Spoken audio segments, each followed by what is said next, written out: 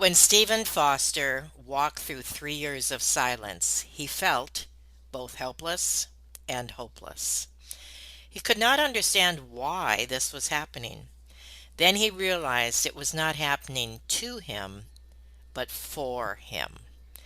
As a result, he has emerged stronger and wiser, with a passion to help you experience the same. Welcome to Never Ever Give Up Hope.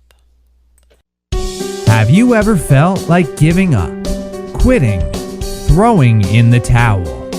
Welcome to Never Ever Give Up Hope featuring Carol Graham. She's an author, health coach, and motivational speaker.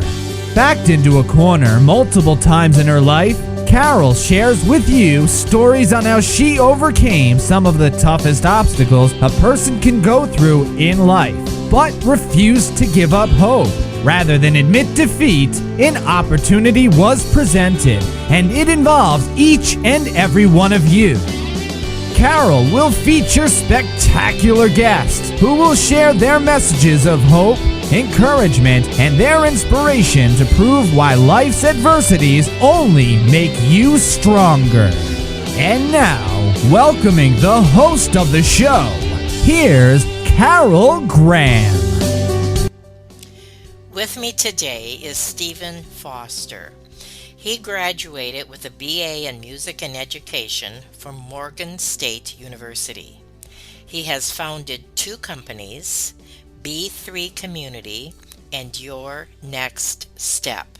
He is here today to share his story. Welcome, Stephen. Thank you so much. Thank you so. I'm excited and just pleased to be here on today. Thank you I so much. agree. I have read your story and I know that my audience will resonate with it. And so, my first question to you is before your success, you faced numerous hardships and setbacks. In the midst of despair and loss in 2018, that marked a pivotal year in your life. Your marriage dissolved, your church slipped away, and you lost a promising book deal. So start from the beginning and tell us what happened. Sure. So it's kind of funny even listening back to that. Um, you know, Hmm. when a lot of people hear about COVID, it was always funny for me, and I was like, man, COVID hit you guys, but my life was in paralyzed, and I felt like I was already behind the eight ball. And so in 2018, things for me, it took a drastic turn. And even where you say, now being successful, I actually thought that I was living the dream at the time. I was pastoring a thriving church. I had a marriage that I thought that was healthy. I was traveling and speaking, and I thought that life couldn't get better. I thought it was getting better because I continued to grow and develop, but I was like, man, this is the life. All to find out that one day the church that I was building and developing, it all slipped away. And then after that, then trying wrestling internally to figure out like, hey, who am I? I get a phone call one day and it was like, hey, I deserve to be happy too. Marriage began to dissolve. And then even speaking became hard for me. I didn't want to travel anymore. I didn't want to talk to people anymore. And a book deal that at that time I knew that could have easily grossed $1 million was dissolved. And all of that happened in a matter of about 8 months. And it was a really dark place for me. It was a dark place Wow. because I thought that, man, everything was going well. Why would all of these things just be taken away from me at that very moment? And so it was rough. It was a place that even put me in a place of depression and just asking myself the question like, is it even worth going on anymore? And so it was a rough journey and a rough time for me in that space of time. So how did you turn that around? Yeah, so in that, I first off, and I think sometimes we can easily in those moments play the blame game. But I'm thankful just for in that moment I did a internal some internal work, and that's something that the first thing we should always do is look internally and see, like, hey, how can I um, do better, or what am I causing to the situation? And in that moment, I just began to do some self-reflecting. And as I was doing some self-reflecting, I began to get this inner joy and inner peace around this concept. And it's kind of been my mantra. And it's also what I wrote a book on. But the mantra is that you're right on schedule. And at that time, even if you say that to someone, it's like, how is that even possible? Like, do you see all of the things that happened to me? And in that time, doing an internal inventory myself, I begin to see, no, Stephen, you are right on schedule. Because sometimes in life, you have to take a setback. And if you even look at like just gardening, you have to prune things so that they can continue to grow. You have to cut some things away so that it can move forward. And even if you look at the analogy of a bow and arrow, the only way it can propel forward faster is it has to be pulled back. And so in this space in my life, I began to hear that mantra, you're right on schedule. Yes, you had a plan. Yes, you thought that this would be like this by this time, but you are right on schedule. And every day I will wake up and say, Stephen, you may not be where you plan to be, but know today you're right on schedule. As you were going through this initially, how did you personally deal with the guilt factor? Personally, like if the honest truth about it is that it really took me to a dark place where I literally and so I am a person that loves going and being around people. And so literally for about a whole year, I literally was quiet. I didn't go out. I kind of just stayed to myself. And, it kind of was almost like a 3-year period, even in that this whole quiet, silent space. But some of it was healthy reflecting. But in the beginning, like I was staying home, and I was really cutting myself off from all of my contacts and every person I knew. And even had thoughts of saying like, man, today should be the last day that I live and move forward. Because it was so heavy on me. So, again, in reflection, what would you have done differently? You were in a place that you possibly didn't know what to do, but looking back with the resources that you had at the time, because many people are probably in a similar situation, what would you suggest that they do? Do you suggest they take that time off like you did and reflect, or get help, or what would your answer be to them? Yeah, so I think it's two sides to it. I think the first side is, I think, and this is super important, especially in those times. I think there's a concept that no one should do life alone. And I think it's so important to be a part of healthy communities. Maybe we'll talk about that a little bit later on. But I think it's super important to be a part of healthy communities, because this was another thing that as I begin to become healthier, it helped the journey and speed up the process. But at the same time, I do believe that there has to be some internal work that each person has to do. And I kind of keyed this concept even during this time. And I wrote this in my book. It basically talks about I had to wake up every single day and eat pie. Every single day I woke up, I would say, hey, Stephen, you're right on schedule. And because you're right on schedule, how are you going to eat pie today?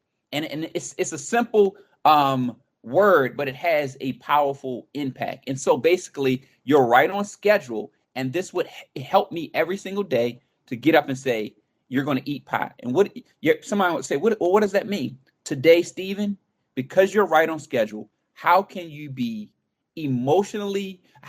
today be physically better today than you were yesterday? Stephen, if you're going to eat pie today, how can you be intellectually better than you were yesterday? Stephen, if you're going to wake up today and eat pie, how can you be emotionally better?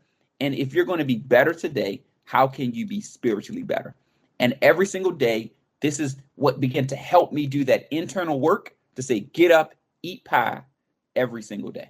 One of the things, or a couple of the things that you had to deal with during that time was overcoming fear of failure and self doubt. Can you address that a bit, please? Yeah, so the fear of failure and self-doubt, it's so heavy, just in our culture and in life. And for me, something that I had to overcome was like, hey, how do you get up and do it again knowing that what everyone's going to say, or what is everyone going to think, that if you start doing this journey again, or you get up Hmm. and you start this business again, you have to think through, like, man, they're going to say, well, why are you going to start again? You failed before. Won't you just, do something else? Won't you just go get a job at Walmart? Won't you, find another profession to do? Why would you go back and do that same thing again? And so that self doubt, it weighed on me in the beginning, but it was something that I had to overcome, to know that, listen, what happened to me, I had to learn how to fail forward. And so everything that happened, everything that I was going through, it was something that I began to learn. It says, okay, it happened, and maybe I did not succeed in the way that I thought I should succeed in it, but simply I had to reframe what I called failure. And I think that's powerful even for your audience, is that wherever you are in life, what if you were to change your perspective on what happened to you yesterday? What if you were to change your perspective on, like, how things in life are proceeding for you? Because if you see them as failure, then it's going to create self-doubt. And that's what I had to do for myself. It was looking at those things and saying, this isn't failure. I'm not a failure because of these things. It may have failed, but it simply does not qualify me Mm, to be a failure. that's an excellent point. I think a lot of people deal with that. That's very well put. Anything else you want to share along those lines before we talk about your book? Yeah, and so even in overcoming that, so what I begin to do is says, okay, well, what if you continue to fail forward? And that there was a story, an article that I had read, and it really helped me even through this time. It was about a professor that had two sets of students, and the professor said, hey, I'm going to split the group up into two groups. One group, I want you to only create one sculpture for the whole semester. Do everything you can to make the perfect sculpture. Hmm. And then the second group, he said, hey, I want you to create as many sculptures as you can. I don't care about the quality, I care about the quantity. And at the end of the semester, we're going to judge, and it's going to be a blind judge on which group has the best sculptures. And can you guess which team, one or two, had the better sculpture? Probably the second one. And the reason is because for them, they kept iterating on their idea versus that one team that tried to make it perfect the first time. And Ha! so that was the model I had to Wow. adapt in my life and in my business. It says that, hey, listen, it didn't work. So what? And that's a nugget right there. Something that I had to adapt is the so what mindset. So what that didn't work? It just means I need to reiterate it again. So what? They said no. Maybe I just need to reiterate it again. Maybe I didn't get the investor that I needed to move this forward. So what? Maybe I need to try again. And so that is what helped me overcome self-doubt, is failing often, failing fast, and creating the so what mindset. Well, you packed a lot into that. That's a huge message in itself. I thank you for that. We're going to take a quick break, and when we come back, we're going to talk about what you have to offer the audience, both in your coaching and your book. We'll be right back. Carol Graham would like to show you the path from misery to miraculous triumph in her fast-paced memoir, Battered Hope. She relates her determination to succeed as someone who experienced one horrendous nightmare after another: gang raped and left for dead, loss of a child, husband falsely imprisoned, and cancer. Nothing could break her tenacity or faith. No matter what you face, heartache, loss, suffering, or injustice, Carol will illustrate how she became a victor the same way you can. The secret is to never, ever give up hope. Order your copy at Amazon or batteredhope.blogspot.com. So, Stephen, could you tell us about your book? I'm intrigued by the title, Right on Schedule. Yeah, so just to kind of recap, looking back at that dark space in my life and that dark time in my life, it was when this bright light began to shine through. And this was the light that brought me through. And so the book is called You're Right on Schedule.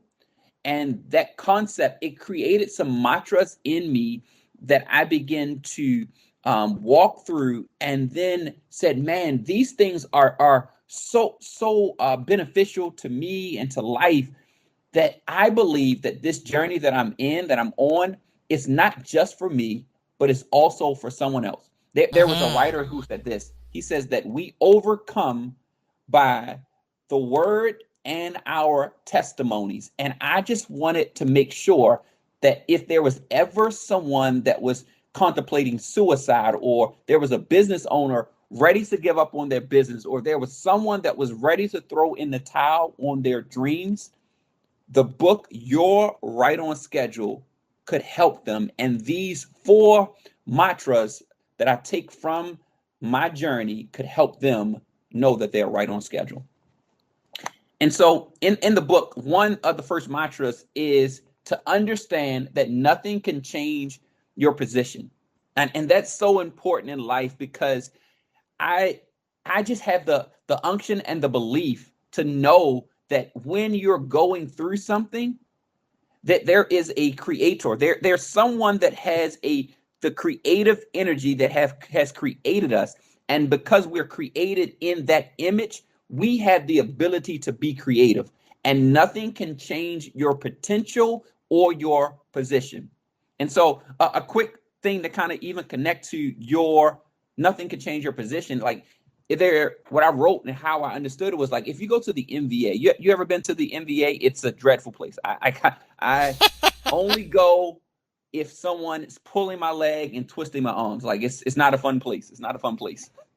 Um, but when you go to the MVA, they do something that's very interesting. They give you a ticket, and you go in and they give you a ticket. And hypothetically, let's say the ticket number is B3, and they give you a ticket that says B3, and but right now they're on A2, and you're looking around. It's like, man, it's all of these people in front of me. Like, there's so much going on. Like, my number will never be called.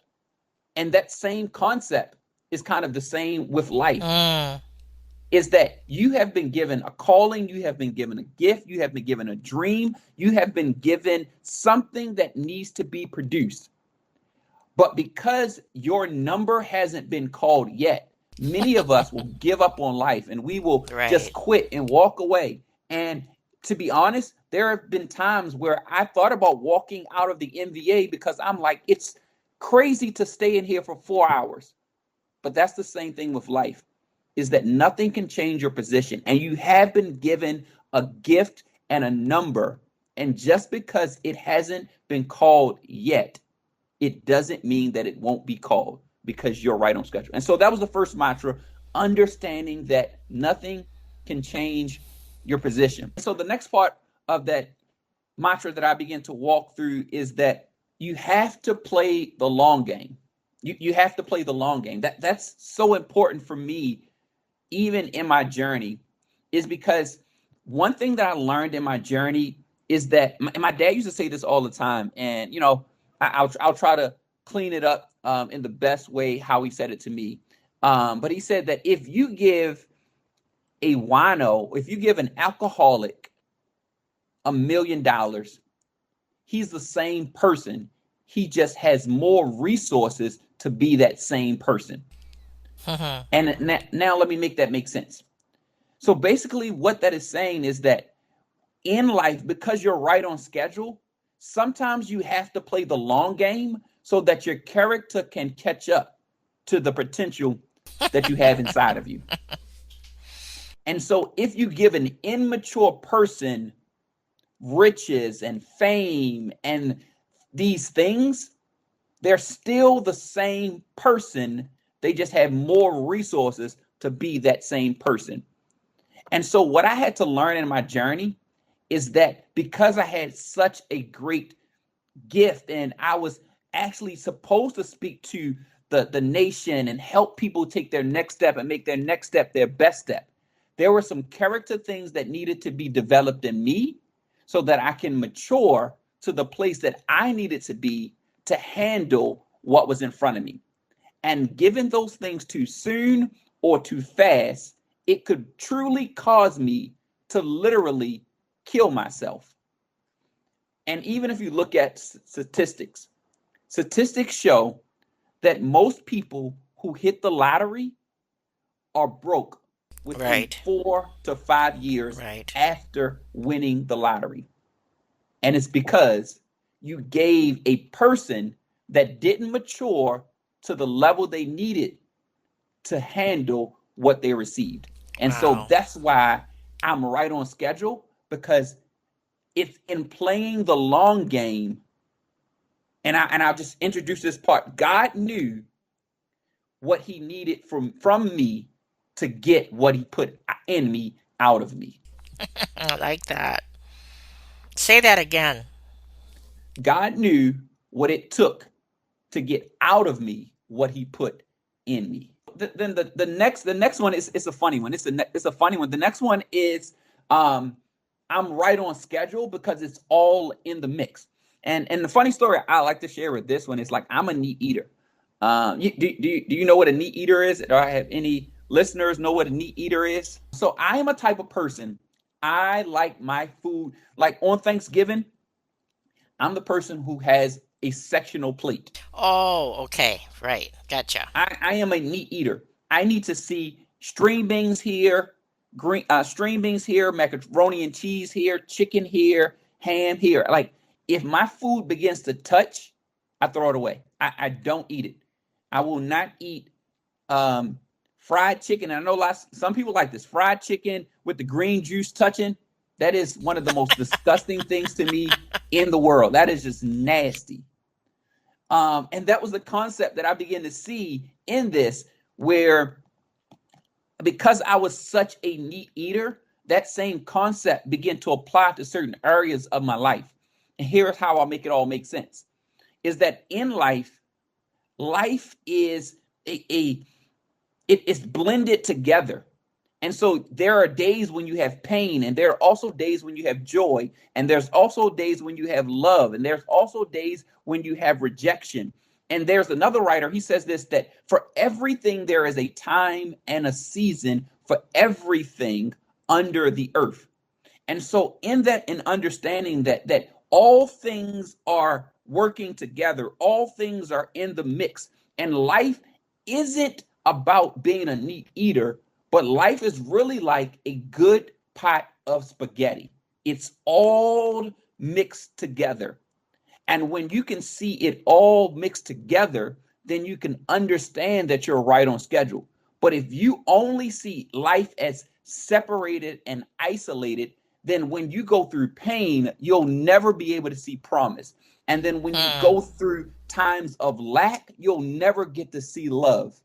And so, but when you can see life as spaghetti, you can see it's all working together and it's all in the mix because you're right on schedule. And the final piece in the mantra, even in your right on schedule, it was the combination of all of these together. Because once you know that nothing can change your position, and when you know that you're playing the long game, and when you know that it's in the mix, this is when I was able to turn what was a messy situation into a message. And that's so important in life, when you can look back and says, man, it was rough, it was hard, I wanted to quit, I wanted to give up. But I now, looking back at that, can take what most people would see as messy, but now I see it as a message. And so that's what I do now, even in my coaching business, in life, in mentoring. I want to be able to take what others may see as messy and find the message in it to help someone. Because I truly believe every person that is created was created to solve a problem, but many times we can't solve the problem because we only see the mess. But when you can see the message in the mess, you become the answer that the world has been waiting for. I think it's also getting out of a self-pity mode as well, because a lot of people that you're describing have to get out of that first, correct? Correct. And that's so true. That's so true because, and I, it's sad to say, but it's the reality is that some of us would really, really love to just stay in the victim mode, because Right, the victim mode is the mode where we almost feel empowered. But when right. you come out of the victim mode, you can empower someone else. Very good. Very well stated. So tell us about your coaching. Yeah. And so in the coaching, like something that I've really been working towards is one, the first part of it is under helping people understand that they're right on schedule.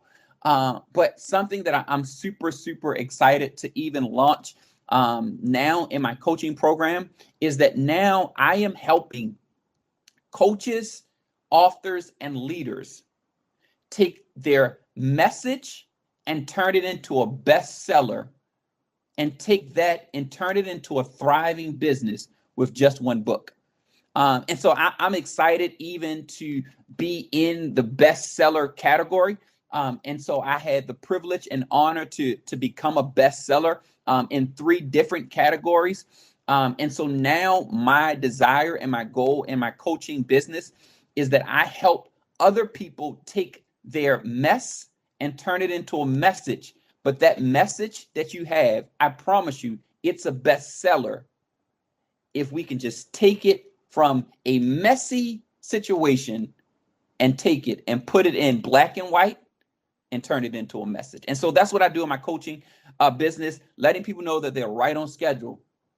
So still move forward and take that mess and turn it into a message. And do you do this online? Yep. So I do it on online, and I do it also in person where I have a few in-person masterminds and meetups where I meet people, and I'm actually working on a challenge right now where I really want people to that are excited about writing or want to write about, because did you know that 85% of Americans want to write a book, but actually only 3% actually do? Oh, I believe it. And so that's what I do now. I want to help those people online or in person make that dream a reality. That is a great challenge for each of us, and I thank you for that. Is there anything else you would like to share with the audience before we say goodbye? Yeah. So just to kind of recap, I would love to help you make your next step your best step. And so if you're interested in connecting and just moving forward in understanding how you can turn that mess into a message and know that you're right on schedule, listen, you can reach out to me on all your social media platforms. On IG, it is Stephen Foster YNS. And then on Facebook, it's Stephen Foster, Your Next Step. And so I would love to connect with you and just see how we can move forward and making that message a bestseller and turn it into a thriving business, because I genuinely believe that you are carrying the answer to someone's problem, and you can make your next step your best step. Oh my goodness, that's incredible. Thank you for that. I love your passion. I know that the audience has grasped that as well. And all of your links, etc., will be on the page where your interview is. And I know that people will want to connect with you. And I thank you for that. And thank you, Stephen, for sharing on Never Ever Give Up Hope. Thank you so much. Thank you for listening to Never Ever Give Up Hope, featuring Carol Graham. Did you know that most people succeed because they are determined to? Quitting was never an option. Carol loves your comments and will respond to each one. So please subscribe and review this podcast. A rating of 5 stars would be outstanding and appreciated. Remember, if you are still here, there is always hope.